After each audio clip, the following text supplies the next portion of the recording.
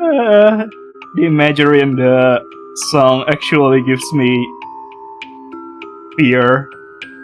I don't know. It gives me a response of something. Fear, maybe? Scared? Terror? Yeah, that's the word. Probably terror. But yes, welcome to Joyride to Hell.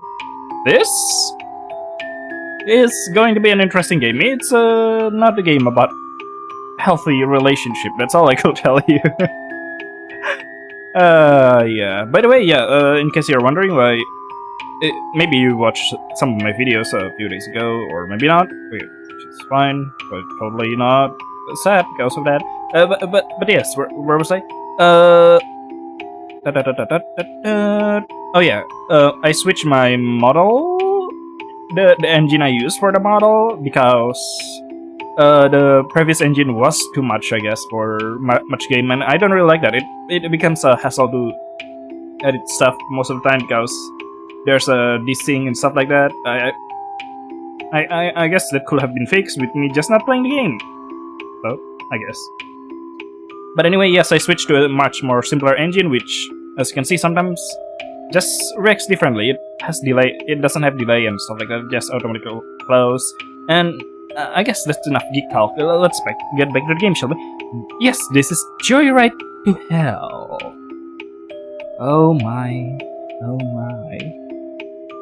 Are you all ready to go to hell? Because we are going to do so. So, let's do it, shall we? Start. I love the art. Simple visual novel style. I see. The UI and everything. Huh? Ah. Ah. Oh. That's beautiful. Oh. Oh no. Oh no. I went from complimenting the art being beautiful to like realizing the situation is probably fucked. I'm sorry. Hey, say something. Please don't be mad. Ah, shit. Hey, say something. You not shame with the soul of your food, but his body stay unmoving.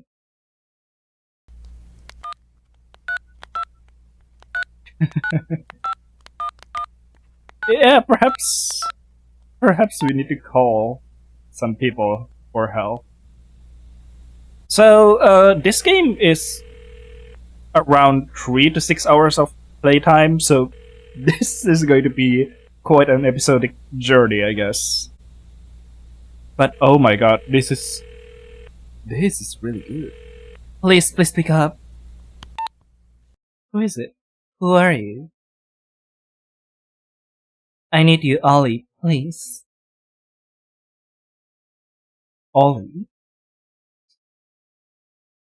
Ollie. I'm sorry, please help me. The other kids weren't very friendly. Sorry, my throat suddenly feels a little bit off. BRB. Okay, let's continue, shall we? The other kids weren't very friendly. Not in kindergarten, not in primary school. Your mother firmly believed it wasn't your fault, where your father firmly believed your mother coddled you too much. The classic parent stuff. Oliver! While all the others and their teachers celebrated the joyous occasion of starting 4th grade, you were being introduced as the kid who didn't quite make the cut. The reading problem didn't resolve itself as your parents had hoped. Kids from your previous class seems to be indifferent to your not-so-sudden disappearance, seeing you during break. I misread it as drunk? How? Once and again, but eventually, and inevitably, drifted away from you. Of course, the new children all knew each other like already since kindergarten. There weren't a lot of options for schooling in a town as small as yours. There was no room for an older, skinny, quiet, completely non-athletic kid who had a personal agenda against every single staff member in their little, tight-knit class. What a little rebel are you? You sat by yourself during break for 3 full weeks. You hoped somebody would take pity on you, but the other kid seems perfectly content to go on pretending that you either didn't exist or could infect them with your brooding lack of intellect. Once again, you retreated back into your corner of the playground behind the benches and near the fence you were told not to get close to. Too close to. When this one boy suddenly decided to break the unspoken rule of ignoring you, you were caught rather surprised. What are you doing? What did it look like? I don't know. You look up, deciding to face the boy who wanted to disturb your serenity. Pouring salt on a snail. Oliver, have fun, did you? Interesting lines in the nose, face. That indicates like the transition between the curve, between up and down. I'm not really sure what's the word or what. If it makes sense at all. Why? Just wanted to. That's really weird. Where did you get salt? Everywhere? It's salt, buddy? Stole it from the lunch lady. You know I could tell on you, right? Would you though? Go on. My name is Walter. The kid was rather small. You thought all of them were, being around a head taller than most, but he was especially so. He looked like he could still belong to the first graders. You don't look like a Walter. Well, what's your name? Oliver. Do you look like an Oliver? That's where you think the conversation will find its conclusion, leaving you to your very important snail business. Snail business. I love snail business. Why can you read? Alas, children are rather nosy. Word seems to travel fast in such a tiny school.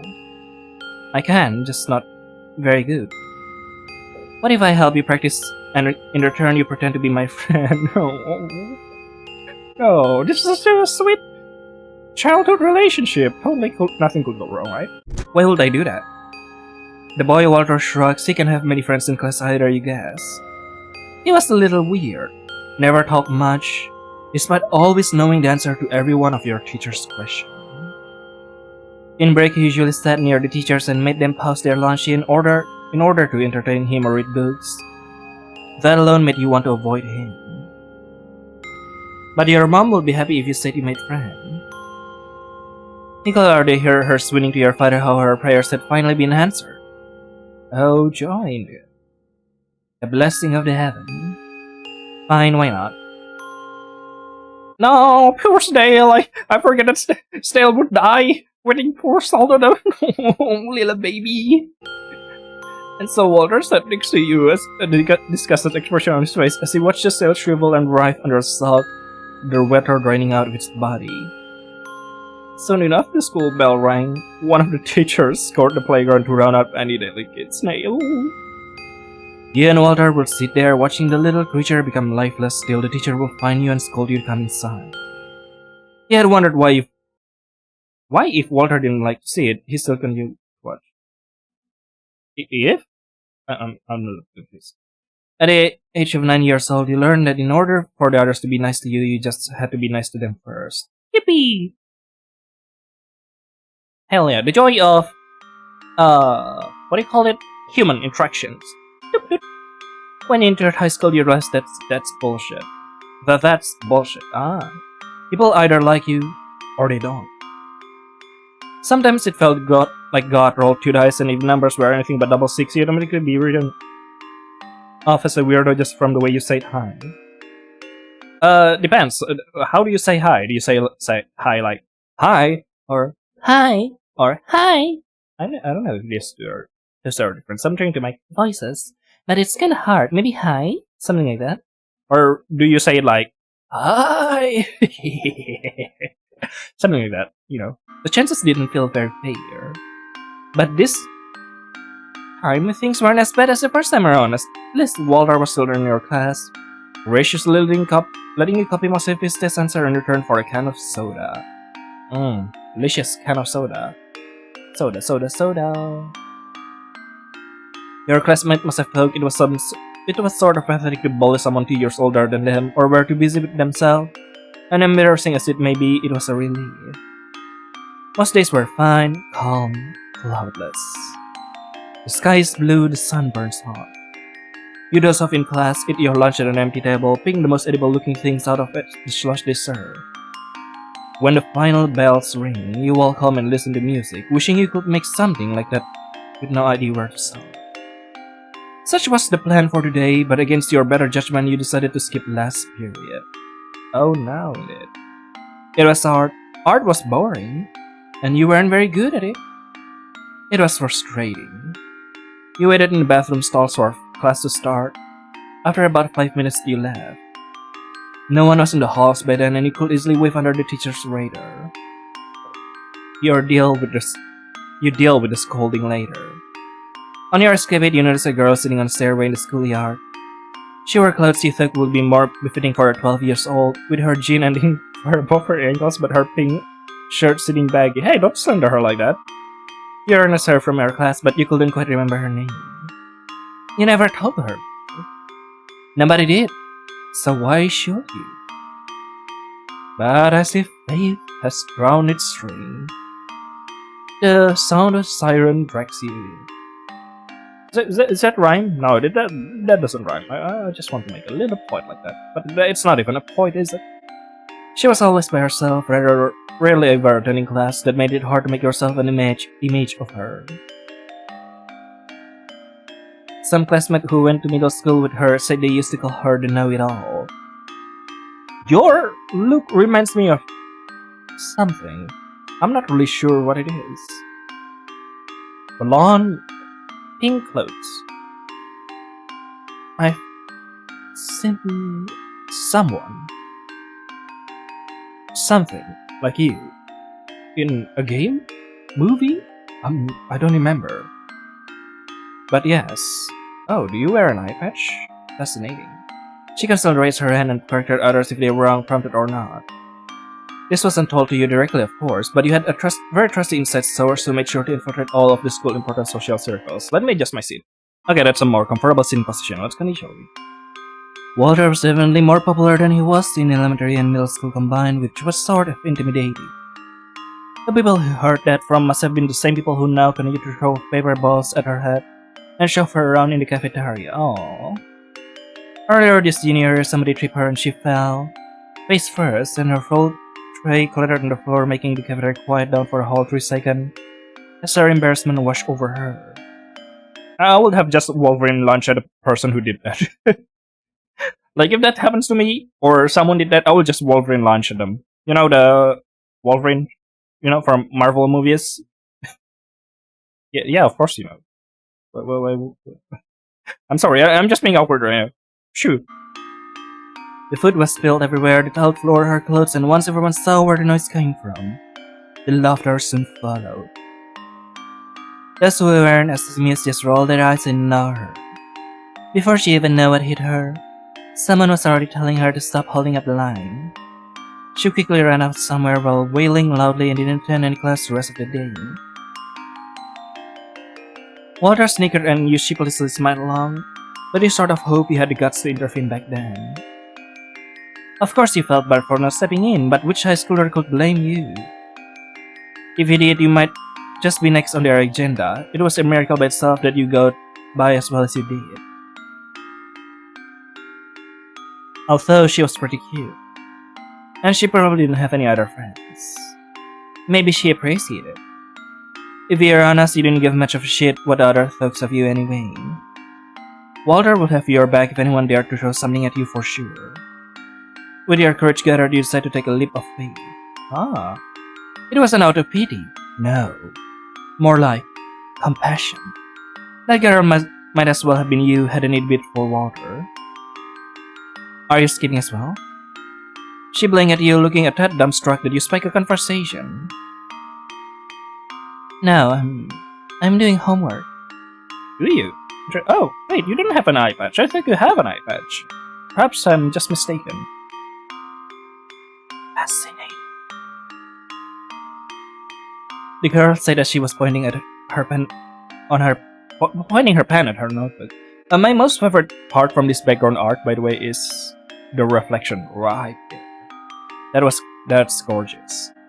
Also, I'm trying to pay attention of detail to the characters to see if there's any detail I could figure out. Interesting. It had lots of little sketches in it. Ah, an artist, are we? No shit, I'm skipping. Well, who would have known? You could have been studying outside. As far as I know. You just disappeared.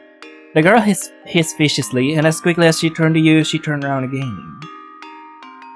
Well, that wasn't called for. You're kind of sitting on the stairs next to her, but no when you're not wanted. Some people simply prefer to be left alone. You assume it was probably nothing personal. Without further ado, you put down your backpack and kneel down. Once you unzip it, you pull out your cassette player. You're just gonna skip at the skate park again. Nobody there give a shit if you are supposed to be at school instead. We had time for art in last period anyway. Hoisting yourself up, you get ready to leave. But then... Yes, till the girl opens her mouth to say something. What are you listening to?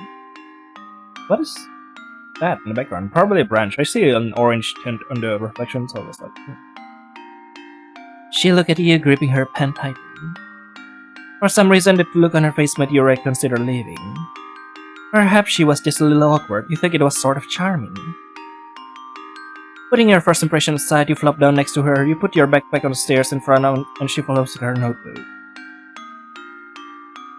Instead of trying to explain your taste in music to her, you offer up your headphones.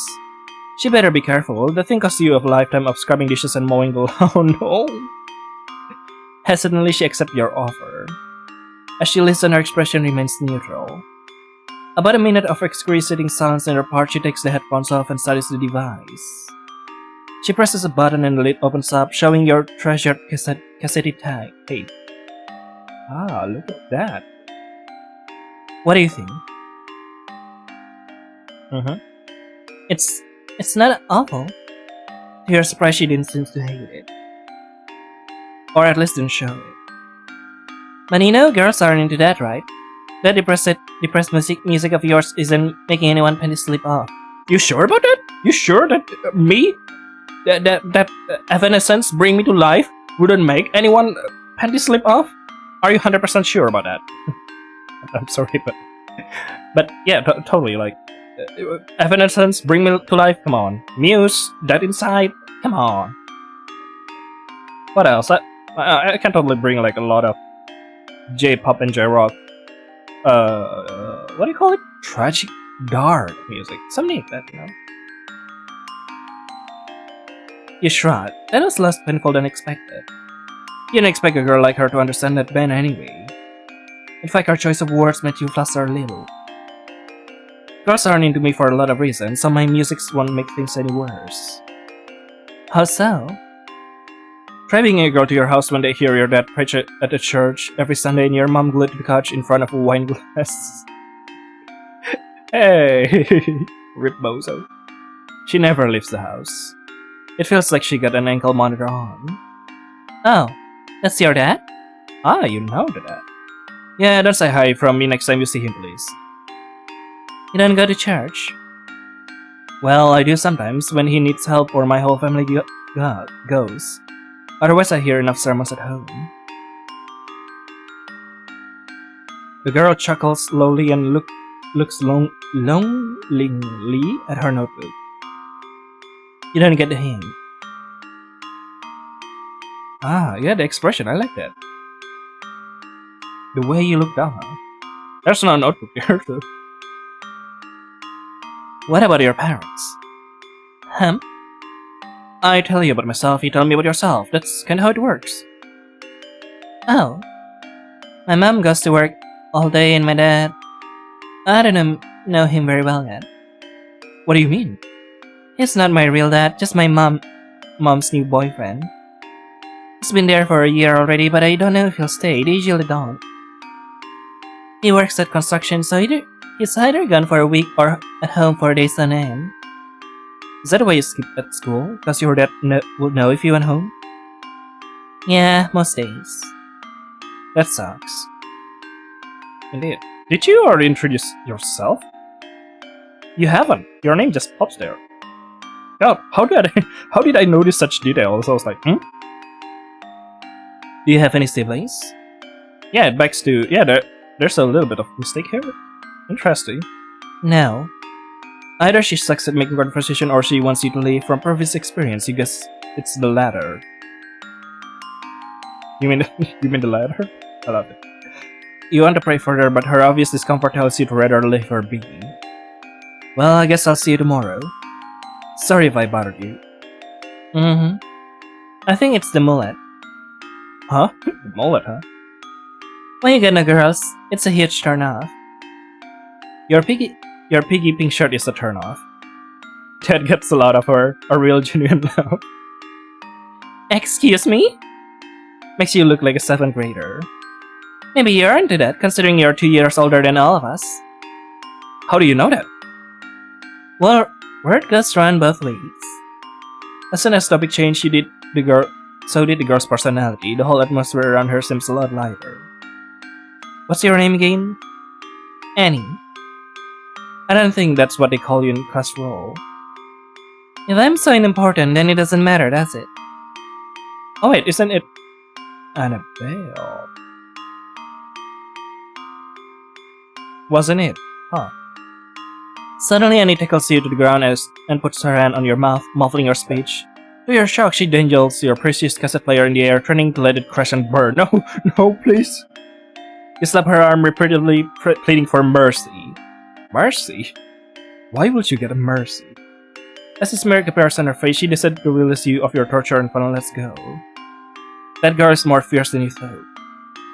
Yeesh, I yield. I'm sorry. To whom? Sorry, someone interrupted me and I need to talk for a bit. So yeah, here we are. Let's continue, shall we? I'm sorry, Annie.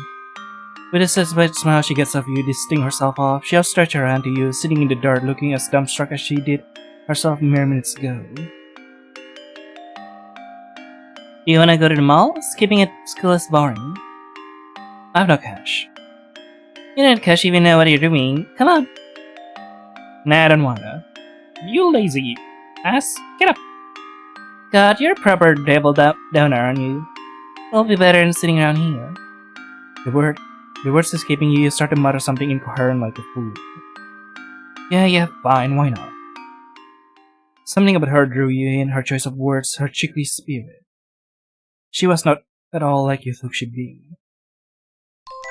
About half a year, Annie asked you to be her boyfriend. Whoa, that's fast. Her boyfriend. You didn't really think about that before, seeing Annie as more of an additional, mightily annoying little sister. Time spent with Annie was a time that consisted of dumb jokes, risky endeavors, and the joy of flunking quizzes together. You didn't want to lose all that by rejecting her. So you went along because, sure, why not? But, do you have to? Do you need to? Okay, sorry, someone interrupting me again while I'm recording. That's frustrating. I hope that doesn't happen again. Let's continue, shall we? Every guy wanted to have a girlfriend, now he could say you had one too. Do you need one? Not much change after becoming Annie's boyfriend other than her simply tagging along everywhere you went with your friends or not. Walter didn't mind despite his teasing. It was a little rough to constantly make time for her, but that's just what having a girlfriend is like, right? You love her, so of course you didn't mind. You figured maybe love is just a little more underwhelming than all those teens movies make it out to be. Yeah, it's totally fine. It's totally underwhelming. Are you sure it's love? You tried to help Annie make friends, but she had a weight that pushed most people away. The other girls liked Annie even less than the boys. She was a cute girl with long flowy hair, bright eyes, and a thin, slender body. You were sure your classmates didn't think any differently. You were also sure that you didn't have a singular clue what was going in girls' head. So after asking Annie why she had no female friends, she responded with, "They're just jealous of me." Whatever that meant.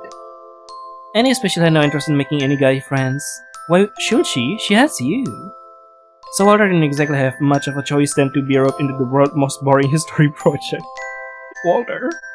He did most of the work, rather hesitant to share his glory with Annie, who had been in the restroom for half an hour already. So, just because she can find a partner, We have to let her mooch off our work? You listen to him complain, not interested in correcting Walter that she was still doing more work than you were. Walter? And ignoring the reality that other than him, you likely wouldn't have a partner either. Definitely not one ecstatic about your presence. She's not mooching. She's doing the whole poster, cursive and all. She would be if she weren't hiding in the bathroom. We won't be done till dinner is ready. What do you think she's doing in there for so long?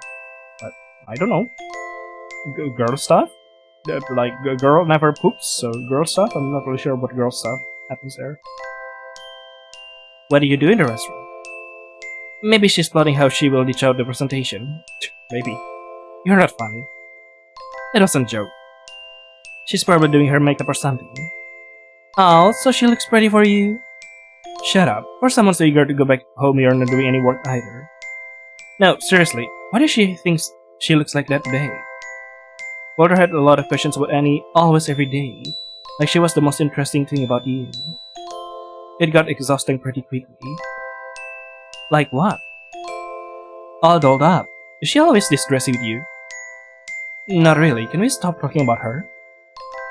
Walter rolled his eyes and responded, keeping his mouth shut. Really? Does she look different today? You know it wouldn't last long and pretend to focus on the egregiously small and clear text that plastered the book in front of you. It seems like one large chunk of word nonsense and you had no idea how Walter could filter anything important out of that. The man in question clicked his pen and his tongue at the same time. Do you guys even... That was the doorbell. A sound you've never been happier to hear, thanking God in your mind for this divine intervention. Is it a divine intervention? Or a curse from the devil? I'll get it. Walter murmured something, chewing on his pen, as he probably continued to ponder on and on about the specifics of your relationship. Out of your room, down the stairs, and facing the front door, you swiftly grabbed the handle. In front of you stood Annie's father. His name was Daniel, if you recall correctly. Daniel! It is who I think it is. So, are you a savior of this scenario? Or the monster behind everything? This was the first time you saw him in person and you were surprised to say the least. He was tall, little intimidating, clean-shaven, and well put together. All those things and more, but most surprisingly pretty young. Like cooler older brother young. You're pretty certain Annie's mother was in her mid-30s. There was at least a 10 years difference between them. Even at the height of your puberty at age 16, you thought those two made a really strange image. Do people with an age gap that big even have anything in common? I'm here to pick up Annabelle, but why? Ah, right. Annie did say she had to leave early. She was probably getting herself ready in the bathroom, you realize. Is she okay? Where is Astor, was it? In her room, I think. With Annabelle? No, yes, with Annabelle. You barely cuffed yourself before slipping out. Annie said she was only allowed to stay at your house on the pretense that she was meeting your sister instead of you. Apparently, after all the bullying from multiple boys at school, he decided it was for the best that Annie make more girlfriends. It was easier said than done. I'm picking her up early. She got an appointment. Right, I'll tell her. What appointment? You could hear someone's feet stumble down the stairs in unusual haste. Hi, Dad. Is it time already? Yep. Did you have fun? Mm-hmm. Alright, grab your things and then let's go. I'll wait for you. Annie? Okay. You want to suggest getting her things for her, but instead you're soon left waiting at the door to make more small talk with her dad. You tried to think of something to say and wonder if you could just stand there and stare stupidly, for him to take pity and pretend to be just as interested in awkward silence as you are. No. I'm scared. I'm scared of what will happen to them. Please don't be an omen of disaster. The theory proved itself to be wrong mere moments later. Your father is the pastor of the church, isn't he? Oh, yeah, he is. It's good work he does. Honest word. I'll listen to him every Sunday. Greet him from me, will you? I will. Although I'm not sure I've seen you there before. Not one for church. Oh, well. As you were busy cooking up a lie in your head, an amused half escaped the man facing you. It's fine, I wasn't at your age either. It's all butter, isn't it? I guess so. After what felt like half an eternity, Annie comes back downstairs, backpack in hand and ready to leave. I'm here, let's go. At the sight of her dad turns around and makes his way to his shiny red car. What's your appointment? Just blood work. Blood work? Interesting. With that, she went after him and shot you a cheeky Annie, your face. Cheeky smile over her shoulder, mouthing something along the lines of thank you. After the spare instance you've seen Annie and her mother together, you feared for the worst, thinking they argued just about any minute now, going into her car, having a screaming match, but that wasn't the case. She walked up to him to hug him, hugging him almost like a friend that she hadn't seen in weeks. At first you thought it was just a little weird, only to scar yourself for that train of thought. Just because your father preferred to show his love in the form of lectures didn't mean that it should be that way. You shall be happy that they get along. Annie looked up at him with an expression you couldn't quite pinpoint. Her eyes glistened with admiration. She was smiling, seemingly happy but had a hint of insecurity in her brows. Her head ducked lower now, only tittering further from your line of sight until all you can see is the top of her head, leaning into him. You bite the inside of your cheek. The doorknob went sweaty under your hand and your feet were glued to the doorstep, only one step separating you from her as she continued to walk with him. You were unsure what was keeping you waiting. Her dad opened the car door for her and she seated herself only to find a little gift-bag perched on the footwell of the car. Gleefully she picked it up, and her dad must have told her to save it for later because a moment later, she hesitantly put it back down again. The car door slammed shut. Daniel turned around and noticed you were still standing there. A fleeting moment of eye contact felt like ages, his eyes staring right into yours, causing you to shrink a little yourself. I don't like you. I don't know why, Daniel, but I don't like you. You know you should have waved him goodbye, closed the door on them, but it felt like some force was holding you there to make sure you were watching. His mouth curved into a smile. Fuck you. It looked a little strange. Crooked. He must have known what you were thinking even before you did. Oliver, what's taking so long? Walter was still upstairs, you shouldn't let him wait. Any present from her dad was a pearl necklace, as you would find out the next day. It was her favorite thing in the entire world. Her clothes started getting nicer, looking more grown up day by day. Her thin limbs were extending out of her torso like long toothpick, and she soon grew to be at your eye level. It was strange to watch. She was always very eager to go home and less eager to invite you over, the curtains drawn and doors to her home tightly locked. But why? That day Annie didn't wear a band-aid on either of her arms. He had hoped that all of it would miraculously help Annie be accepted at school, but people cared very little about her short-lived spurt of happiness. With the guys, it appeared that her harsh personality was easily undermined by her appearance. She was easy prey for much due to the fact that she was alone so often. Once a guy came up to her after the bell rang, when she'd been picking up her stuff. What are you doing? Get your fucking hands off her. He swung an arm around her tense shoulder, asking her harmless thing, like why she acted so rude, so hostile all the time. Harmless? Bullshit? What the fuck do you mean harmless? This is harmful. Why she never spoke if she thought she was better than everyone else. Oh yeah, sure, that's not harmless at all. Why she suddenly dressed so nicely, who she was trying to impress. Stuff like that. Not harmless, huh? One might say with you as her boyfriend she had little reason to be an open target, but the reality was that even at school Annie didn't want to make a big deal out of the fact you two were dating. It made you question her reason to be with you in the first place just a little.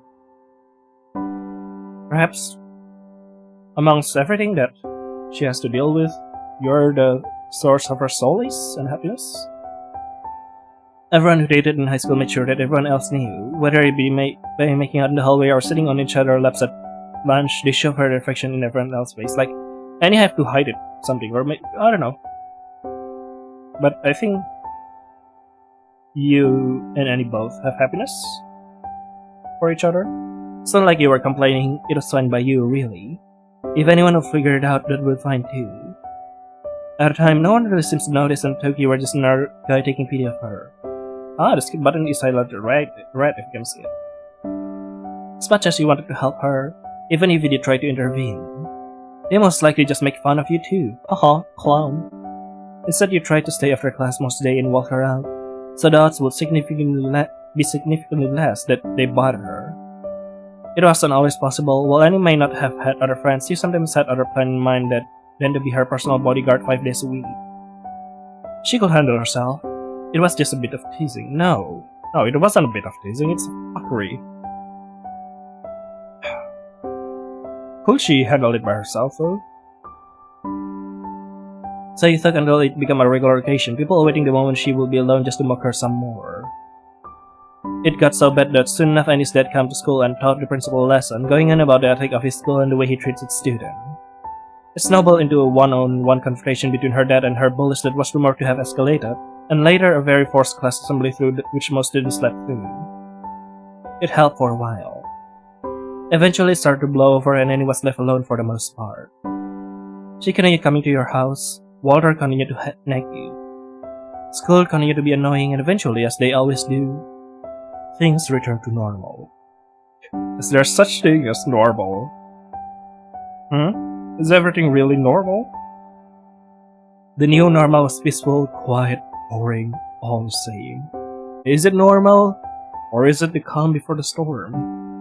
You know? Slowly but surely everyone was starting to think of college application while you were busy sleeping the day away. It's not like anyone expected anything of you.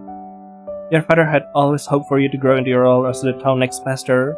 Your mother seems fine with letting you live in her home rent free for however many years to come. You weren't good at sports, nor art, and especially not academics. None of the fields your classmates spoke about entering in college will light even the smallest flame of ambition in you. Annie, for one, liked taking photos with her dad's camera. Her gallery consisted of pictures of cats, the same pond ducks over 20 times, and a myriad— oh, that's so cute— myriad of snapshots of you two together. She always printed them out at a copy shop a town over, spending nearly all of her allowance over there to hang all them up all over her wall like a festive garland. But she didn't opt for photography. Annie said she wanted to be a vet, but you deemed that a little unrealistic considering her track record. Shut up, you. Silence. Everyone can be a vet if they want. Everyone can achieve their dream. Walter said he wanted to be a doctor, but if that's what he actually wanted to do was up for interpretation. Due to your lack of general interest in just about anything that this planet had to offer, things weren't looking very bright. Music, maybe? You often thought about picking up the guitar. Not a boring acoustic one, a really polished, expensive electric guitar that caught your eye while browsing at a local music shop. Interesting. I never got the time to learn. That's beautiful. It always hung at the same spot on the wall, and you go and look at it every week as if it would suddenly disappear. Which was highly unlikely, unless someone who was as wealthy as Walter suddenly gained an immense interest in starting a trashy garage band. Oh. Is that a promotion? Is Walter going to be appearing out of nowhere?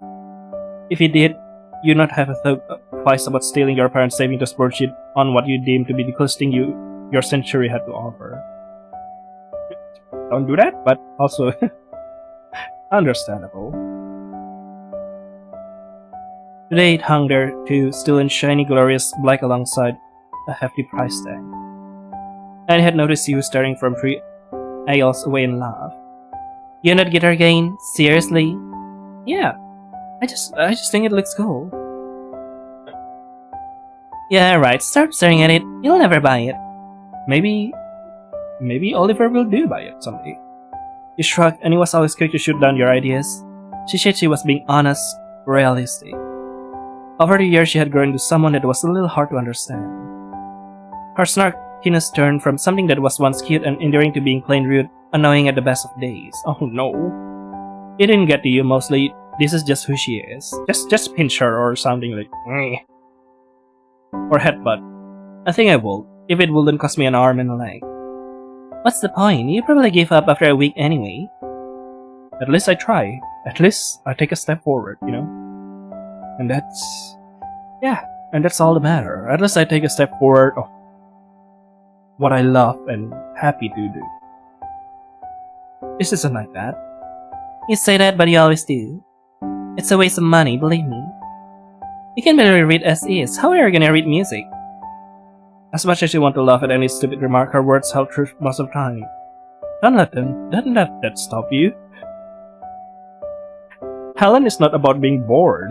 Helen is about you. Keep doing it the whole time. You building it. Experience, from observation, from practice. All of those. Go get your dream.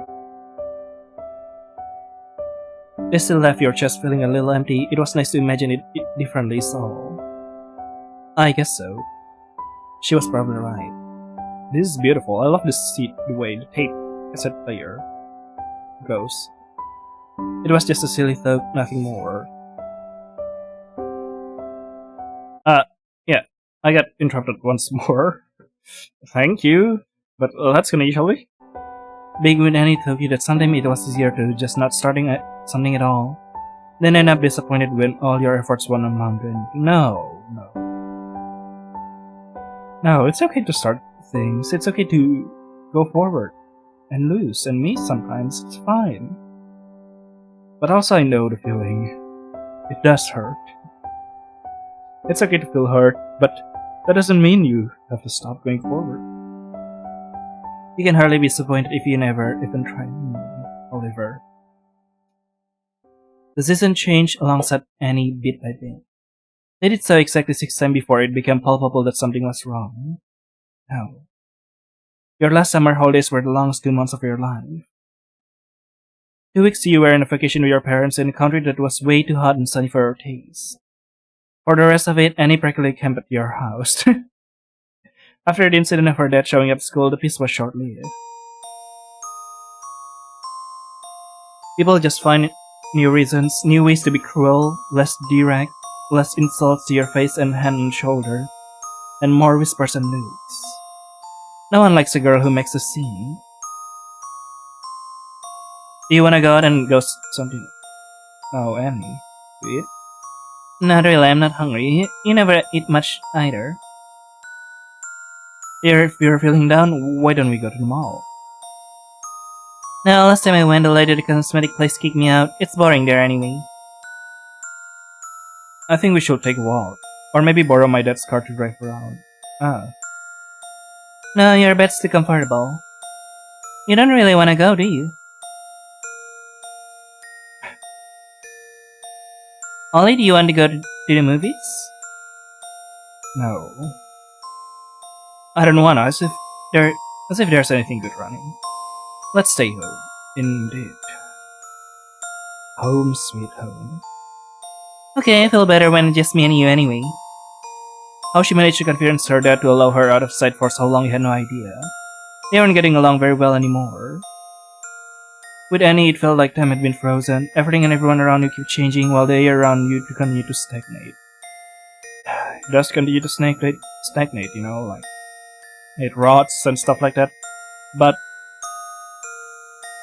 how do you say it? At the same time, the darkness feels comfortable, as if it's the only one that wouldn't hurt you anymore, isn't it? Or wouldn't, like, make fun of you or something. The world outside of your room keeps spinning. It's really difficult being someone's only friend.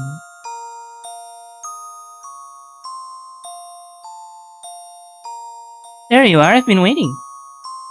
Hi, Annie. Why do you look so down? Something up?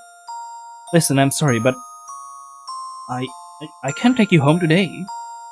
Huh? Why? Esther called me earlier and really need my help with something. Esther? Who's Esther? I can still come along. She likes me. I can help. I think she wants to spend time with just me, you know. You're a over so often, I don't get to do much with her anymore. I'm sorry. And he fumbled with the sleeve of her shirt, pulling it down. Don't worry about it. I'll head off then, alright? Yeah. I'll see you around. Mm-hmm. I love you. Love you too. How's Annie, Walter? She's fine. She looked quite bummed. I wonder why. Be quiet, I felt bad enough. What do you say this time? And he went home that day alone. And the day after and the following one. Sorry, don't feel so good today. I can't today, I'm at Walter's place. Sorry, I have to help Dad. How about tomorrow? Sometimes you just want time to yourself, to watch the stuff you like, to do things you like alone. That's understandable, but I'm scared. That shiver down my spine. I fear of the darkness that would come. Without someone in your head who made you feel like all you could do was sit and watch as your bedroom walls caved in. It was difficult to always cater to her needs when and wherever she needed. You were the only one for her to confide in. She had no one else she could go to. Her and her dad used to be so close as can be. It wouldn't be out of this world to assume that she could burden him with her words from time to time, was it? Could she? Maybe the way you went out about it wasn't the best, but doesn't everyone make mistakes? You didn't mean to hurt her. Nonetheless, Annie didn't seem to take it too well after some time. Hey, I'm really sorry how we left things. I didn't mean to yell at you. I don't know, I was an asshole. What did you want to talk about? It was nothing, forget about it. Really? Are you sure? Annie, please, hello. Please. I feel sad. Yeah, I'm sorry for being weird. So, did you do anything after school today? Not really, just went home. Ah, I see. Oh no. Oh no. Are you sure nothing wrong? You're so quiet. I had a fight with that. Oh shit, I'm sorry. It's okay, I'll see you tomorrow. Beep boo. You didn't mean for that to happen. It wasn't your fault, right? The second pillow in your bed becomes more of a bother than anything, a waste of space. Still, you never laid on it, it still smelled a bit like her. Too attached to throw it, too indecisive to keep it. If you were in the mood for jokes, you'd be laughing at yourself, but now. You open your eyes and let out a sigh, unable to fall asleep even after hours of trying. Hey, Annie, your photography skill is showing, that's really cool. It was close to dinner time now, so it was of no use to torture yourself any further. Obviously, your folks didn't want to be drowned out by sleep. Surely you will be called on for dinner soon and you are running out of excuses not to eat anything. You close your eyes, contemplating if pretending to be asleep is a better fate than sitting at the same table with your parents. You try to force yourself to sleep once more, feeling drowsy from lying in bed for hours. Your limbs are pleasantly weightless as you approach the threshold of slumber. When your thoughts cycle back to the events of last month. Nope. You open your eyes, sitting up, your vision blurring and gulping for air as you fight to stay conscious. Huh? You look around for a glass of water, but your mom must have taken the dishes with her when you were out earlier. Is this your room? Nice poster on the wall. It's great. It's quite a spacious room. Now you had to go down after all, and you had no good excuse to skip dinner anymore. Your day was going fantastic. A loud noise tears you out of your pity party, the sound vibrating in your skull. You frown as you frantically search under your pillow looking for the source of her blood. You pull out your phone and squint to see who was calling you, but as your eyes adjust, the call drops and goes to your mailbox. Strange, seeing as you didn't call anyone the past weeks and nobody contacted you either, much to your dismay. You stare at the bright screen and notice your phone battery is barely hanging into its last light. You move, groaning as you look for your charger in your nightstand. When suddenly a knocking echoed through your room. You half expected your mom to storm in, not waiting for an answer. But she didn't. Only now you realize that you should answer. Yeah? Your voice cracks. Yeah? Something that cracks. horribly. Your parched throat reminds you of how thirsty you are. Slowly the door crept open and a black-haired girl gingerly slipped into your room. Who are you? Esther. Wait, you are real? And you're in this house? I thought... Okay. Hey Ollie, Mom says dinner is ready. Are you coming down today? She didn't expect your mom to send her up to call you for dinner. She stopped doing that years ago. Just stare blank at her, not knowing how to answer. She looks at you with a mix of hope and sadness, and suddenly you feel like a horrible bother for borderline abandoning her with your parents. Esther, knowing she will not get an answer, slowly approaches you. She shuffles around the door, stepping from foot to foot, clearly nervous. Mom, Dad, and you had a huge fight, and you need to stop going to school and didn't eat with us. She looks just how you felt, tired, and you realize how much everything affected her. They talked to me about it, but I didn't know what to believe anymore. She inhales shakily and looks you in the eyes. I'm worried about you. Everything is changing and I don't know what to do. You sigh heavily, weighing your next words in your mind. I'm sorry, Your voice breaks off and for a second you feel your start bawling in front of Esther. But the tears never come, instead you just feel empty. Esther looks at you wide-eyed. Oh no, it's not your fault. She frantically thinks of something to say, and despite yourself, you smile softly at her. It's fine, Esther. Tell Mom I'll be down in a bit. She nods and awkwardly turns on her heel, heading out the door with an unusual sort of urgency. Only now do you notice that you basically promised Esther to come down to dinner, which you already regret. You can think of 100 better things than to sit there and let your parents stare holes in your soul. So instead of facing the issue at hand, you said to do the logical thing and lay down for 5 more minutes. Maybe it all will disappear if you just ignore it. That has always worked before, definitely. Maybe it does. Okay, that's it. With a grunt, you pulled the phone out from under your pillow and accepted the call without even looking at it. Hello? Oliver? Oh, thank God you picked up. You haven't heard that voice in weeks. You certainly didn't miss it. Now you regret turning your phone back on, but why? What do you want? Don't sound so accusing. Can I just call to ask how you've been? There's a girl on the other line who knows you all too well. She sounds out of breath and her voice is shaky. How do you think I've been? I'm sorry, Ollie. I didn't mean for it all to...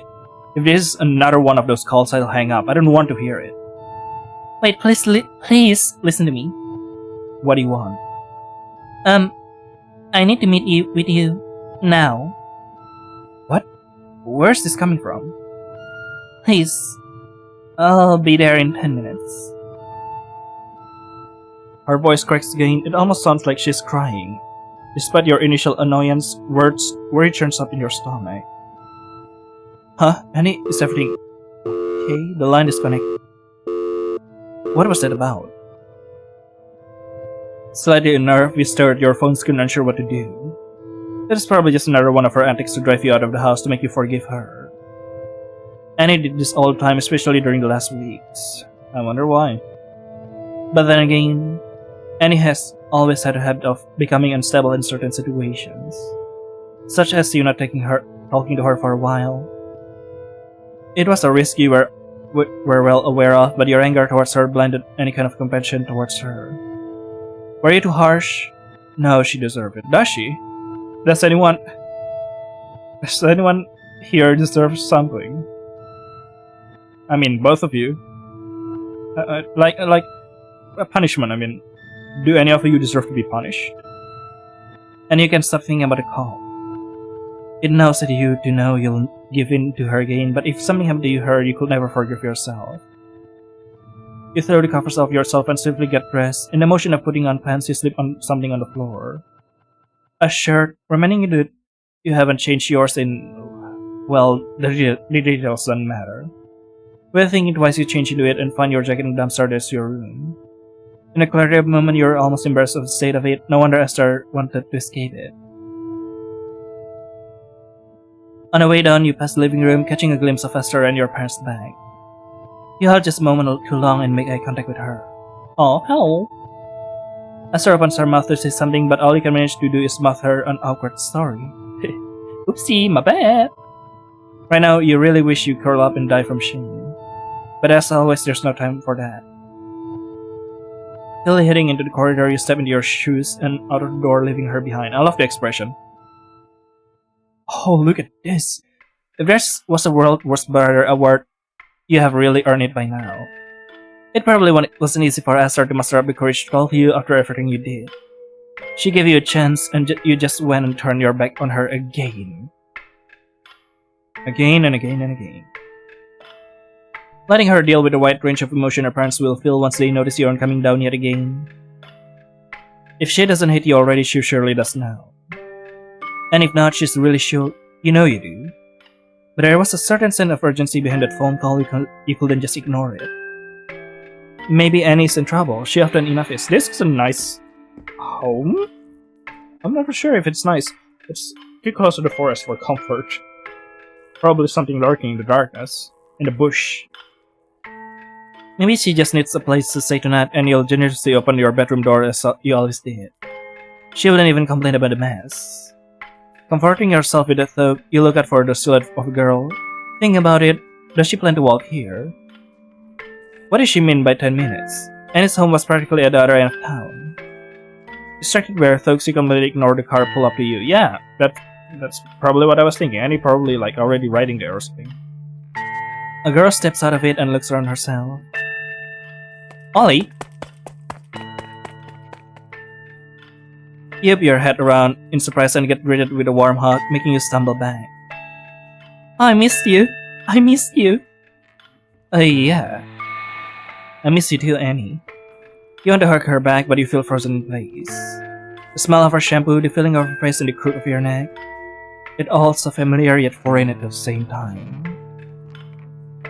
I love it. I love how your expression is shown and her expression is.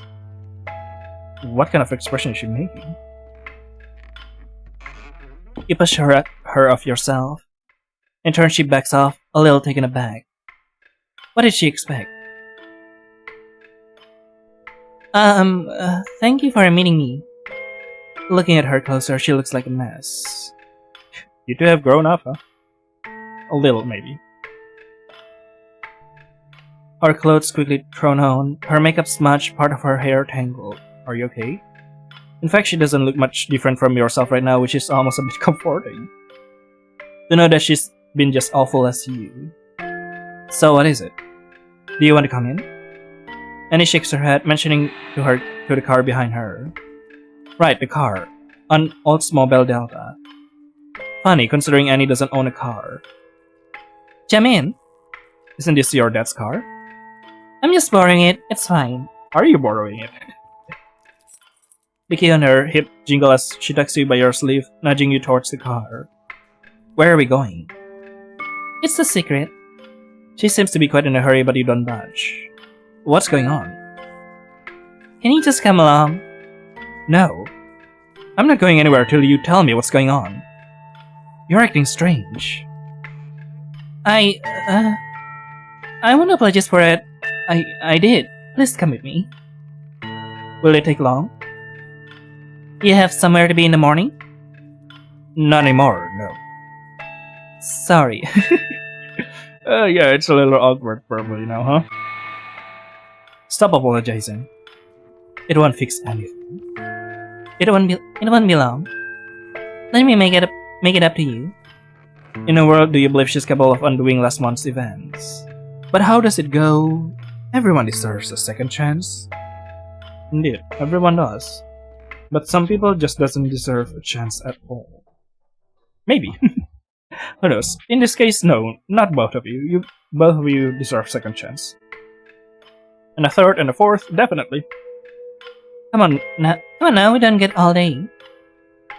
Her demeanor completely changed from what you heard on the phone. Was it just a joke? Did she put an act to get you to show up? No, she's probably just feeling very happy that you're here now. By now, Annie slipped on the driver's seat and smiles at you, inviting you in. You look behind yourself, the other option is staying home and going back, sitting down with your parents like nothing happened. I would love if it's a shot of like just the car with the doors open and Annie's there like holding her hand out to like, hey, come in, but like it's a more shaded expression and dark car like that, and you couldn't really see what Annie's face looked like. That will be like, more psychological stuff going on. I suddenly stepped into the car and slammed the door shut. Talk about a hearty reunion.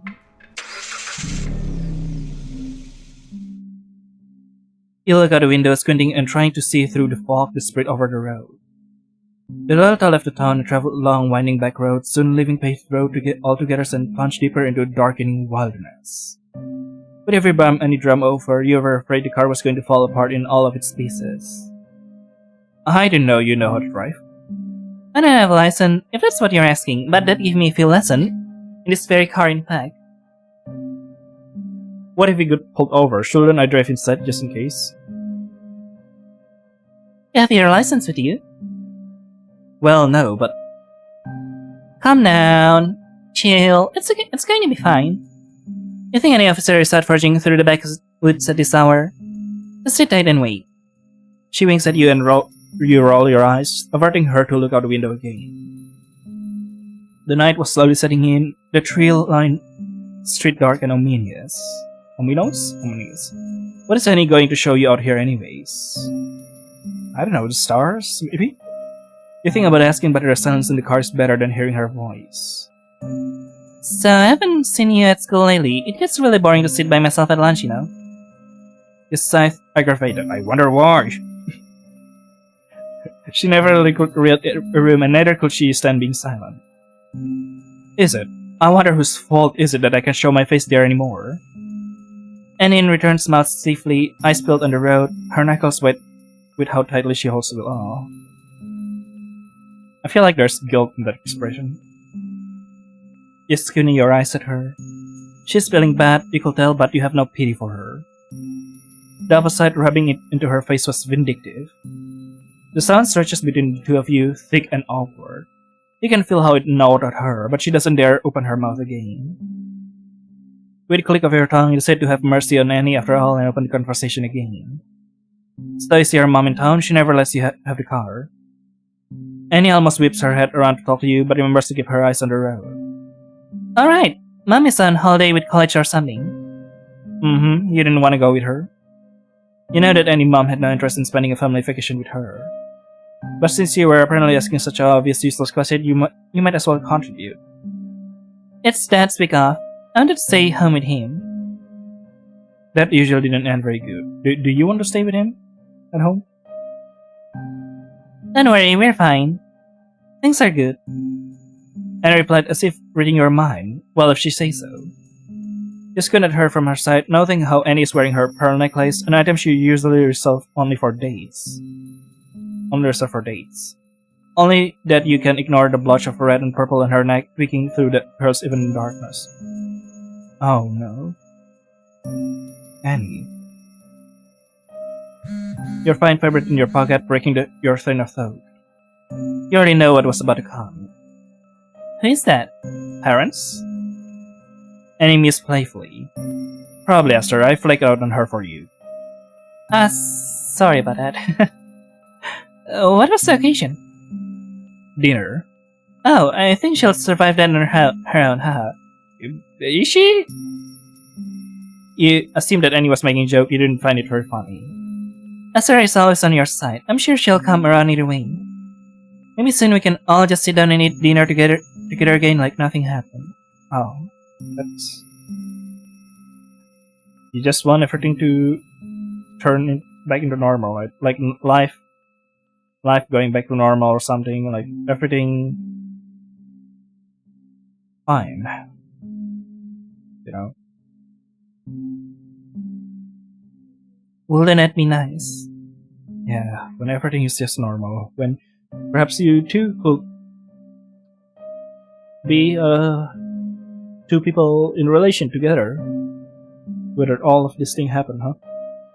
Without all this shitty life around you. I guess.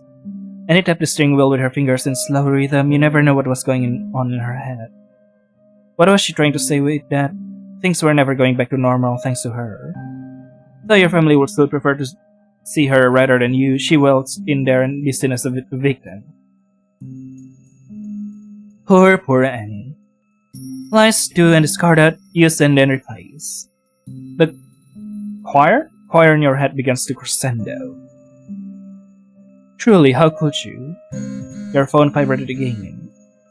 And suddenly Annie smiled as if having an epiphany. Or maybe your new lover will instead join you at the table. Really, Annie? I thought you feel guilt, and now you just suddenly wants to strikes back, huh? I guess you just want some solace. That was the moment something snapped inside your head. Fuck off, Annie. What? What's your issue? My issue? You call me hyperventilating begging me to meet you after not talking to me for weeks just to go on a little drive with me. What do you want? The doll star squealed on the dirt as Annie slammed her heel down the brake pedal. You hear a loud thump coming from the trunk. Oh, I wonder what's that. Sound fills the car, one so suffocating feel your eyes pop out of your skull. Annie, what did you hide in the trunk? Girly pop. You wish you had never brought it up to begin with. Sheesh, I was just making jokes.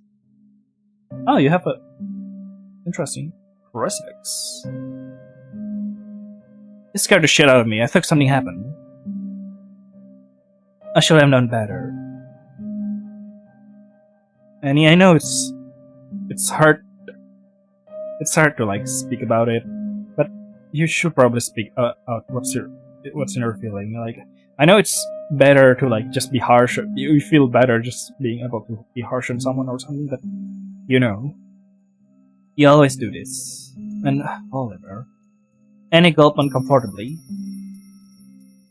Yeah, these two in a weird relationship right now. Oliver is just like, what? And Annie's hiding stuff. I'm sorry, Ollie. Ever since, I haven't been feeling like myself. I've been lonely. Not like you made an effort to make an amends. I called you time and time again. She did. In fact, Annie apologized so much that you became sick of hearing her voice. All of them were hollow anyway. She only said sorry because you were ignoring her. Still, her words stung a little. Maybe you felt a little bad after all. Not bad enough to say anything, though. You said you never wanted to see me again. You don't hate me, do you? I kind of have a suspicion of who your lover is, but we'll confirm it later, okay? By who, I mean I already know their identity. If not, then that's probably fine. It's probably a new character. She looks at you with an expression you can pinpoint. You assume it's guilt. Or maybe it's just, you just wish it were her. I'm just upset. I didn't mean to yell. It's okay. Thank you for caring. I know I can always count on you. Don't take it for granted. I don't. And I'm sorry for what happened. I don't want to talk about it. You whip your head around at a sudden noise. It came from behind the car. It sounded really close. What was that? Hey, how about we take a break here? And he picks up a bag from the footwell and steps out of the car without awaiting a response. With not much of a choice, he followed. I wonder what's inside the bag. The spot was in the middle of nowhere, no sense of another soul here. Oh, look at the background art. It's crazy. I like this. I like this a lot. Can I? Maybe this could be a thumbnail. I'm not really sure. Like I could use the background art for thumbnail. It was mildly unsettling. The cold air surrounds you, and you grab your jacket tighter. You glance over to Annie, who's wearing nothing but a flimsy satin top. Judging by her attire, you almost guess she had a certain motive for this trip in mind. Never mind that. That's not important right now. Are you not cold? I'm fine. She obviously lying. She shivers as she speaks, but unfortunately for her, you're not feeling very chivalrous. You both are not fine. Okay then. What's there to show me out here? The trees? And he looked around disoriented, as if the endless evergreen would offer her an answer. Well, it was easier if the trees could speak for you, you know? It makes you unnerved. She's never this quiet. Annie, what did she do? By now you even be happy if she truly did all just to press you up against a tree and distastefully make out with you. Just because it eliminated all the other scenarios in your head. Again, that noise. Ooh, this is much more better for the thumbnail. Clear. Beautiful. You look around yourself to try and find the source of it, hoping not to find a wild animal staring at you from out of the trees ready to pounce. That sounds like a metal door banging. But there's nothing other than the darkness staring back at you. The metal sounds are still there, sometimes dwindling only to sound again louder, banging and clanking and rattling. If you listen close enough, you believe you can even hear something muffled, something alive. In the heat of the moment, you wonder if Annie ran over some wild animal whose remains was smeared on the tires, fighting for its survival. No! You decide not to give that specific scenario much thought. It's better to hope it's just your imagination. But it isn't. You're hearing a sound. You look over to Annie, thinking she could offer you an answer, but it's as if she didn't hear anything. She's looking at herself, awkwardly fumbling with the hem of her skirt. Annie, do you not hear that? Huh? What? The noise. The noise sounds again loud and clear. This time you're sure where it's coming from. The thunking noise escapes the trunk of the old delta, clear as day. And you look again over to Annie, who pretends not to have heard anything. Annie's just like, no. Please. Please just... We didn't need to talk about this. Annie, tell me what's going on. Annie stood in silence, letting the frantic banging speak for itself. Just open it, Oliver. There was no way for her to lie herself out of the situation now. She didn't even try to. She just waited for you to get it over with. Fine then. You approach the car, the hair standing up at the back of your neck. Ignoring Annie's plea behind you, you shakily grab the handle and open the trunk in one swift motion. The Delta's rust-like trunk stood open. The wine halls, no one makes a noise. Other than the person in the trunk of the car groaning in agony. The man blinks against the sudden motion of light and stared up at you. He was in fetal position, knees clutched up against chest. He looks ragged, blood flows down from a laceration on his forehead, staining his hair crimson. His wrists are bound behind his back by duct tape. There are small cuts at his throat, a myriad of scratches at his arms. He's dressed casually in a shirt and sweatpants, as if ripped straight from his living room. Surely he yelled at you to help him by now, weren't if it for the tape on his mouth. And if all that wasn't bad enough, you recognize him. It's Annie's stepdad. Hello, fucker. I kinda have a suspicion of you. I'm sorry, I shouldn't have suspected you at all, you know? Maybe Annie was just being a little bit crazy and just hit you as being a stepdad. Maybe Annie's just overreacting. Or maybe you fucking did something. And this is your hell. This is your torment. Interesting, isn't it? Realization sets in, you stumble back and almost trip over your own feet, but Annie catches you by your arm. Ollie? Blood rushes to your head. Your eyes keep darting back and forth between Annie and the half-dead man in her car. No, his car. What the fuck? Your thoughts keep repeating, keep running into one after one another, unable to comprehend what's in front of you until they finally escape. What the fuck? Ollie, calm down. What the hell happened? I don't know, I don't remember. What do you mean? He's barely alive. It happened so fast. I was scared. And how in God's name did he end up in the trunk of the car? You were scared. Why? I don't know what else to do. Through ragged breaths, you tried to maintain your composure, but it was a task your brain quickly deemed impossible. Oh yeah, you didn't know what to do, so you tied him up and taped his mouth shut. Oliver, maybe you should listen first to what's happening now. This is your sick idea of a surprise. I need an excuse. Yes, you will have never came with me if I knew there was your dad in the trunk. Fuck no, I wouldn't have. Ollie, please stop yelling at. Have you gone crazy from all that shit you watch? He tried to kill me. Yeah, Ollie. Now you don't feel so anymore, right? He did. Silence. There wasn't really a question whether you believe her or not. How? What? We had a fight after we stopped talking. I haven't been feeling well. When he started to.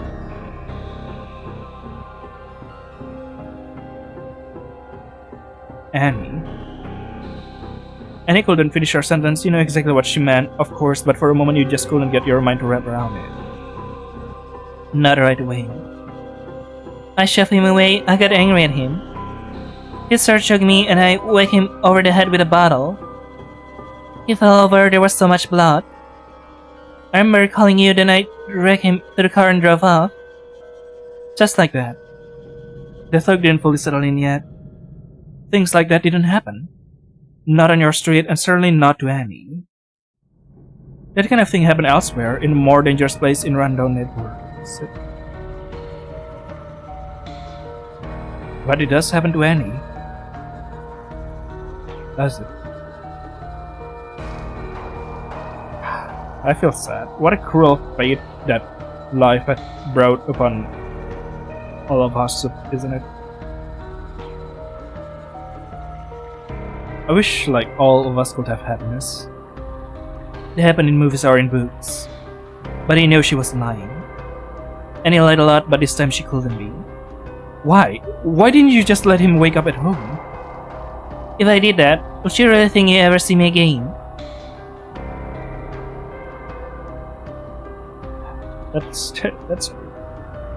You could have run to Oliver. I don't know, tell him about it.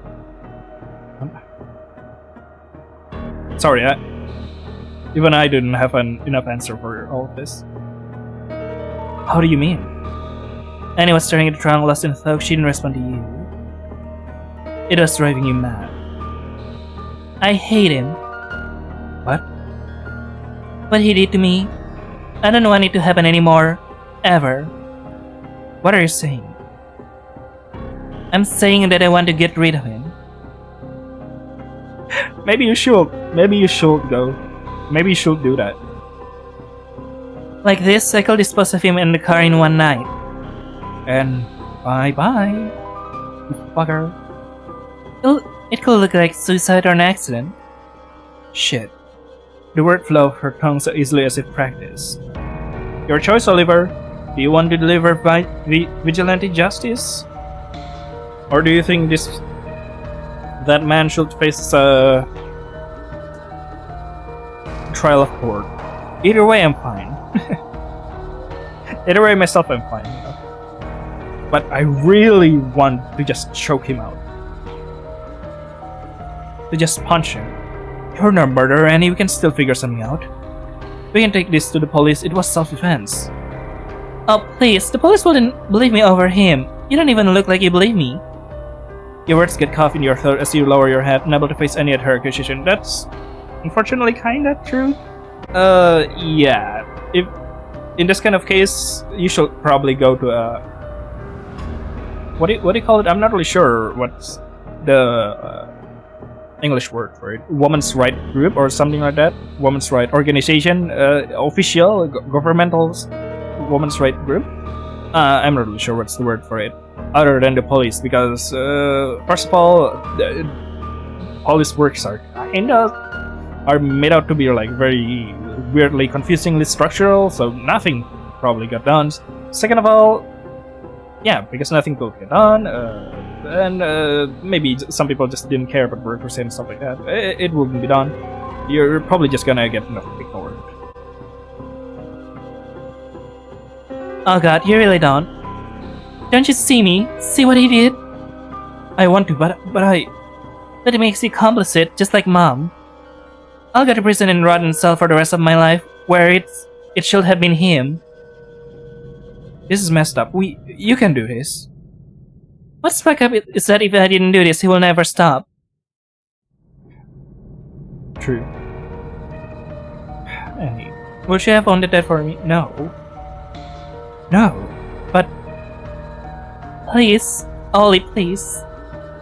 Annie approached slowly, carefully towards you, as if you were a wounded animal she was trying to catch. She was your only source of comfort and ray of light right now. She don't want you to go away. Your breath hitches as she closes the distance between you two. Your mind starts racing, screaming at you to run. All I'm asking is for your help once. I've helped you so many times before. I saved your eyes in school and in front of your family, and you won't even do this for me. This is not comparable. I never asked you to be my partner in crime. If you had, I would have been. Please, Ollie. You're the only one I can trust. Ah, so this game says it has two endings and it's in the mid game. I don't think this is mid game though, because this game probably took 6 hours, right? So we can either refuse or accept. You know what? For once, I want to accept this. You're waiting for Annie to jump out at you and scream surprise as her dad gets out of the car. The tape around his wrist efforting into thin air as the pair pulls you into an awkward hug to reveal their grand scheme. It'd be a perfect way of properly welcoming you into their messed up little family. A sick joke like that would seem right up her alley. Only that you know that the moment will never come. Just so you know that if you make the wrong move now, you have to worry about then just Annie's dad. Annie was severely unnerved as this. If you question her any further now, the situation will certainly escalate. It might be best just to go along with it now. To the extent that you could simply go along with a murder. That wouldn't hold up very well in court. Shit, is he even alive? He should be. Annie murmured unsure. It would be better if he died here and there then. But I know he knows what's going on. The amount of pain from 3 steps away seems to hint at something different. For your own well-being, you decide to ignore it for the time being. I just need a moment, Annie. What if you refuse, actually? I'm now curious. I can't, Annie. I can't do this. Annie steps away from you, keeping her eye locked on you. You can see the exact moment your words reach her brain. Why wouldn't you believe me? I do, but Jesus, Annie, we can kill a man. You don't. If you did, you help me. Not with this. There's not to be. What? You wanna go and help him out of there? Since you're such a fucking good seminarian. Said what? Samaritans? Annie paused as if she's seriously expecting an answer. Just something, goddammit. Then just stand there. This isn't. It's not right. I don't know. I don't know which one to pick. I really want to go with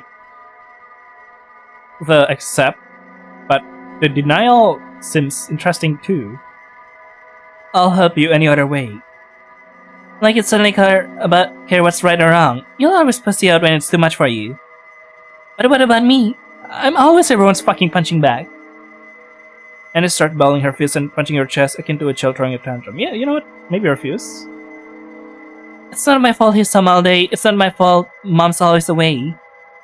Annie, please listen to me. I didn't do anything to you. You sounded like a child pleading. Bullshit. I never will have done that if you didn't abandon me. We're supposed to go through it together, but you just ditched me. I was forced to be with him all the time. How is that? You want her third, but then doesn't let you.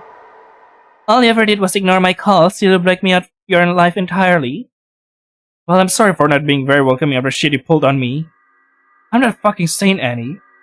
You can expect me to jump on your every comment. This is insane. As if you're yelling at flip a switch in her brain, the anger in Annie gradually fade into primal contents of fear. Her sobs finally take over as they tear through her whole body, leaving her shaking. She was heaving on the floor, her panic slowly taking over her. This wasn't good. She was impossible to reason with like this. Setting your own panic aside, you kneel down next to her, hoping to comfort her. Annie, come here. Please think about this. What's there to think about? If I don't have you, I have no one left. I drive this car in the fucking ocean with me and this fucking asshole so our corpse can blow up together. Always together like he would want it. I'll help. I'll help you, so please just calm down. I'm scared, Ollie. Please don't leave me alone. It's okay, let's think of something. Oh, interesting. So, it does? Breathe with me. This situation brings up memories of days past as Annie herself comforted you through thoughts that only occurs in the darkest hour. You hold Annie in tight embrace, shutting it all far away. Annie will never do something like this, not the one you know. It can have always been like this. Why did she never tell you? When did everything go fuck up so badly? Why couldn't things stay the way they used to be? As you hold Annie's shaking frame, your thought starts to spiral. It wasn't your fault, was it? How were you supposed to know? And here we are going to end the episode right here. The story, it's fascinating. It's interesting, dark, hypnotizing, terrifying. Really makes me feel the fear of it all, the empathy for everything. Sorry for what happened to all of you. But yeah, let's kill that fucking guy, shall we? All the subtle thing, all the subtle expression, you read and you like constructing the story in your mind was like, oh no, please don't be what I think would happen. Please. And it all just happened crumbling down. Like the London Bridge, isn't it? So either way, that's all for Joyride to Hell. See you all later then in the next episode. Bye. Bye.